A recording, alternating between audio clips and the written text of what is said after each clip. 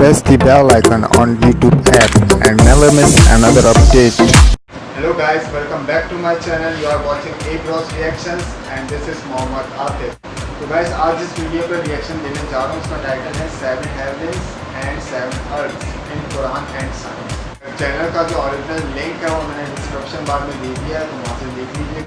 और गाइस ये वीडियो बहुत ज़्यादा इंफॉर्मेटिव होने जा रही है, बहुत इंटरेस्टिंग होने जा रही है. काइंडली एंड तक देखिएगा और आई होप कुछ सीखने को मिलेगा हमें. गाइस अगर आप नए हैं तो मेरे चैनल को सब्सक्राइब करें और बेल आइकन को टैप करना मत भूलिएगा ताकि आने वाली हर वीडियो के नोटिफिकेशन आप तक पहुँचती हैं. तो without any wasting time let's start the video.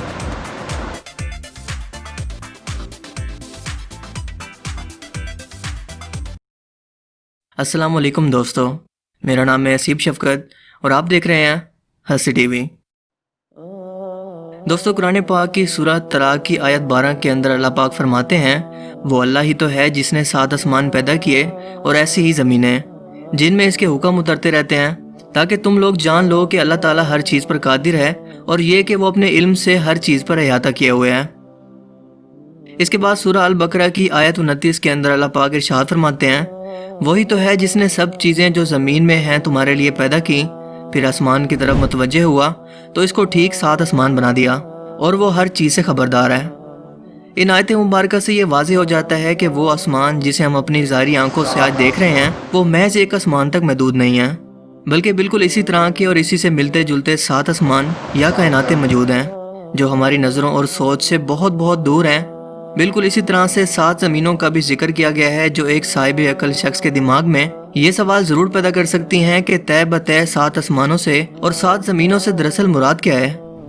क्या वाकई ही हमारी इस कायनात के जैसी कई और कायनातें भी वजूद रखती हैं जहाँ पर इंसानों जैसी या कोई भी और मखलूक वजूद रखती है और यहाँ पर अल्लाह ताला के अहकामात भी नाजिल होते हैं जो कि हमारी मौजूदा कायनात से बिल्कुल अलग और जुदा हैं, या फिर इससे मुराद ज़मीन के गिर्द मौजूद कुदरती हिफाजती तहें जैसे कि ट्रोपोस्फेयर, स्ट्रेटोस्फेयर, मेजोस्फेयर, थर्मोस्फेयर, ज़मीन का कुदरती मैग्नेटिक फील्ड या फिर ओजोन लेयर वगैरह हैं जो कि हमारी ज़मीन को हर लम्हा खला से आने वाले बैरूनी खतरात से बचाती हैं और ज़मीन पर ज़िंदगी के वजूद को कायम रखने के लिए इंतहाई ज़रूरी हैं. जहाँ तक आसमानों की बात है तो इस बात के अंदर कोई शक नहीं कि 7 आसमानों से मुराद हमारे आसमान जैसे 6 और जहाँ भी हैं जिसका वाज़े तौर पर जिक्र कुरान करीम के अंदर कई मकामात पर किया गया है. कुरान करीम के अंदर 250 से ज़्यादा मकामात पर आसमान का जिक्र किया गया है, जैसा कि सूरह अन-नबा की आयत 12 के अंदर अल्लाह पाक इरशाद फरमाते हैं, और हमने तुम्हारे ऊपर 7 मजबूत आसमान बनाए. बिल्कुल इसी तरह से सूरह अल इसरा की आयत 44 के अंदर अल्लाह पाक ने मजीद फरमाया, 7वां आसमान और ज़मीन के अंदर जो लोग भी हैं सब की सब इसकी तस्बीह बयान करते हैं और मखलूक़ात में कोई भी चीज़ नहीं मगर इसकी तारीफ़ के साथ तस्बीह करती है, लेकिन तुम इसकी तस्बीह को नहीं समझते. बेशक वो बुर्दबाद गफ़ार है. यानी कि खालिक कायनात ने सिर्फ एक नहीं बल्कि 7 कायनातें बनाई और इन्हीं कायनातों के अंदर ज़मीन की तरह की ही कई ज़मीनें मौजूद हैं जहाँ पर कई नामालूम मखलूक़ात आबाद हो सकती हैं, जैसा कि हज़रत आदम अलैहिस्सलाम के ज़मीन पर आने से पहले ज़मीन पर जिन्नात आबाद थे.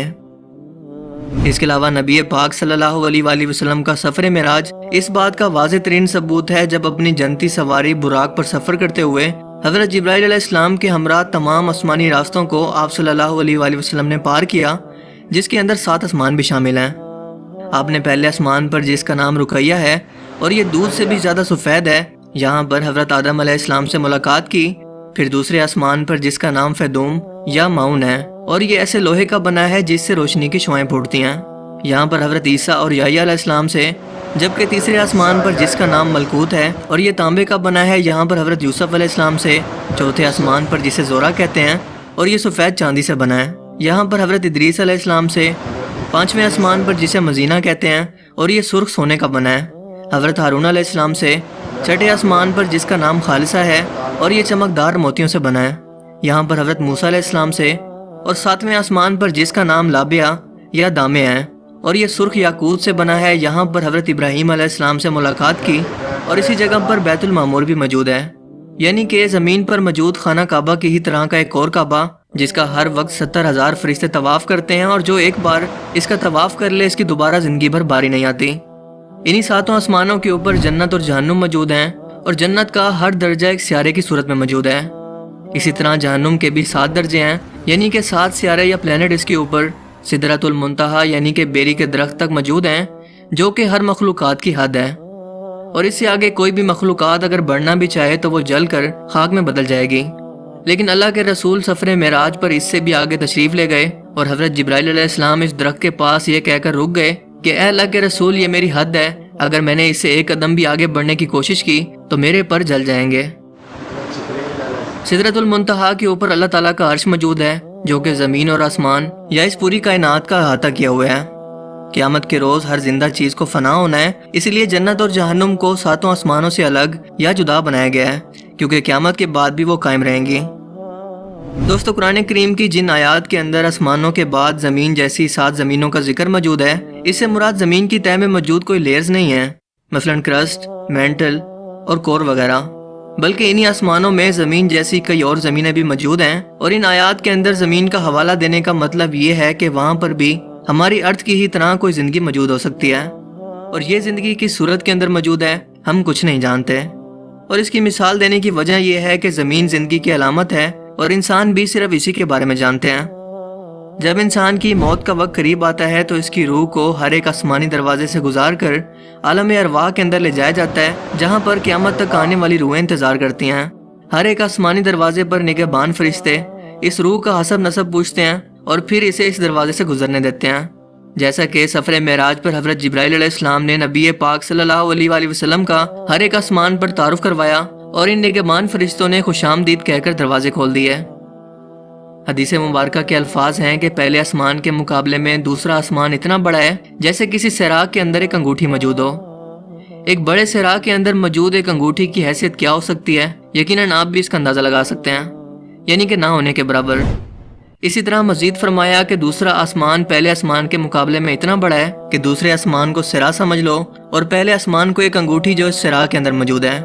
और इसी तरह से 7 आसमानों के बारे में आपने यही बयान किया कि इन 7 आसमानों के अंदर हर एक आसमान दूसरे आसमान से साइज के अंदर नाकाबिले यकीन हद तक बड़ा है, जिसके ऊपर अल्लाह का अर्श मौजूद है।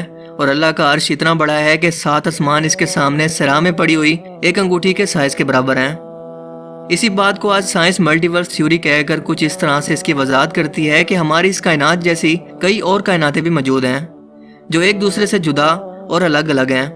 इस पर दुनिया के सभी साइंटिस्ट यकीन रखते हैं, जिसे मशहूर कॉस्मोलॉजिस्ट डॉक्टर एलन गुथ ने न्यूमेरिकल कैलकुलेशन से साबित किया और बताया कि जिस कायनात को हम अब तक सब कुछ समझ रहे थे, वो दरअसल हमारी इस पूरी कायनात का एक छोटा सा टुकड़ा भी नहीं है, जिसे हम ऑब्जर्वेबल यूनिवर्स कहते हैं, बल्कि असल कायनात यानी कि नॉन ऑब्जर्वेबल यूनिवर्स इसके मुकाबले में 3 × 10 की पावर 23 टाइम्स गुना बड़ी है।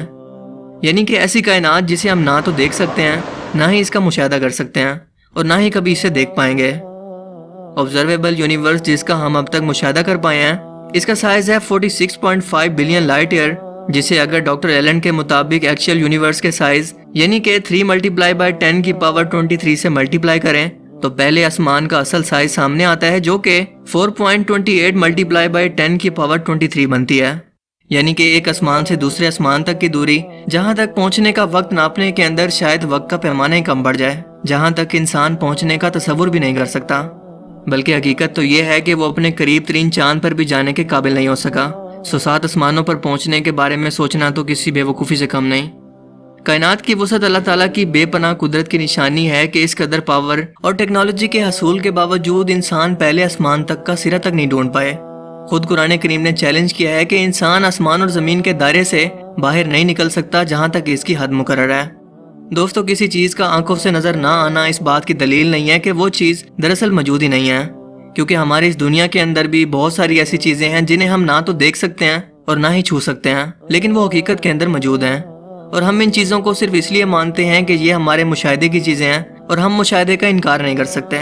मसलन gravity, dark matter, dark energy, electromagnetic waves और इस तरह की कई चीज़ें हमारी दुनिया और कायनात के अंदर मौजूद हैं, लेकिन हमें नज़र नहीं आती। 7 आसमानों का तसव्वुर भी ज़रा मुख्तलिफ नहीं है, क्योंकि वो हमारी नज़रों से किसी मसलत की वजह से पोशीदा हैं। इस अजीम शान कायनात की तख्लीक के बारे में दुनिया का तकरीबन हर शख्स बिग बैंग थ्योरी पर यकीन रखता है, जिसके मुताबिक हमारी कायनात एक नथिंग पॉइंट से एक सिंगुलैरिटी के अंदर बंद थी, जिसका मैस अनलिमिटेड था और ग्रेविटी हद से ज़्यादा।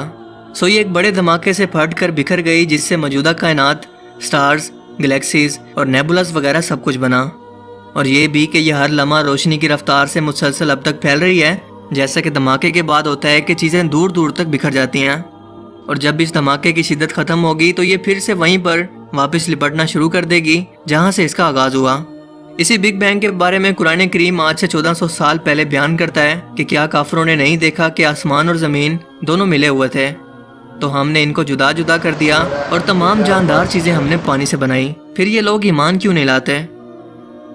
جبکہ اس کائنات کے خاتمے سے متعلق اللہ پاک فرماتے ہیں کہ کیا تم نہیں دیکھتے کہ جتنی چیزیں زمین میں ہیں سب کچھ خدا نے تمہارے زیر فرمان کر رکھی ہیں، اور کشتیاں بھی جو اس کے حکم سے دریا کے اندر چلتی ہیں، اور وہ آسمان کو تھامے رکھتا ہے کہ زمین پر وہ گر نہ پڑے مگر اس کے حکم سے۔ بے شک خدا لوگوں پر نہایت شفقت کرنے والا اور مہربان ہے۔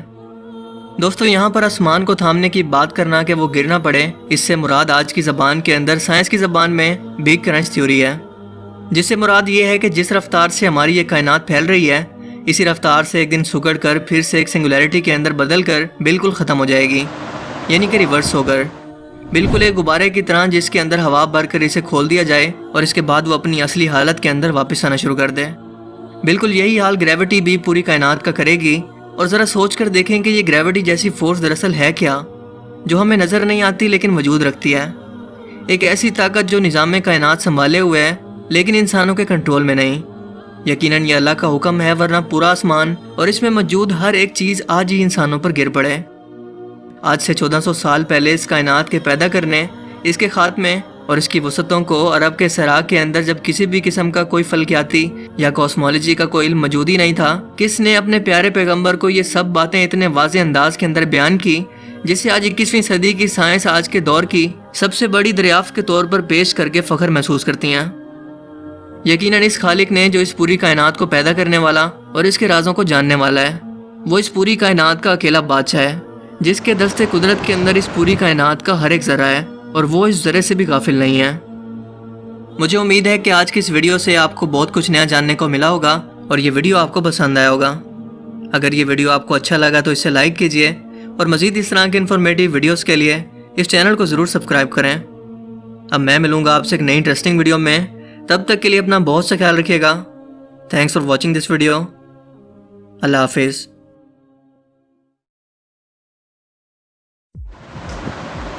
گائس، یہ تھی ویڈیو بہت زیادہ انفارمیٹیو، مطلب سائنس اور قرآن دونوں کا کمبائنڈ بتایا گیا۔ جو قرآن میں بتایا گیا وہ انہوں نے بتایا، بہت اچھے طریقے سے بتایا، کافی ڈیٹیل میں بتایا، اور جو سائنس کہتی ہے وہ بھی انہوں نے دکھایا ہے، بتایا۔ سو مجھے تو بہت مزہ آیا گائس، کافی کچھ سیکھنے کو بھی ملا، کافی انفارمیٹیو چینل ہے اور یہ کافی انفارمیٹیو ویڈیو تھی، بہت اچھا لگا، بہت سیکھنے کو ملا مجھے۔ آئی ہوپ آپ کو بھی اچھا لگا ہوگا اور سیکھنے کو ملا ہوگا کافی کچھ۔ تو گائس، اسی طرح کی ویڈیوز دیکھنے کے لیے میرے چینل کو دیکھتے رہیں، اور جو نیو کمرز ہیں ان کے لیے میں دوبارہ سے کہوں گا کہ گائس سبسکرائب کریں میرے چینل کو اور بیل آئیکن کو ٹیپ کرنا مت بھولیں۔ انٹل نیکسٹ ٹائم، اللہ حافظ۔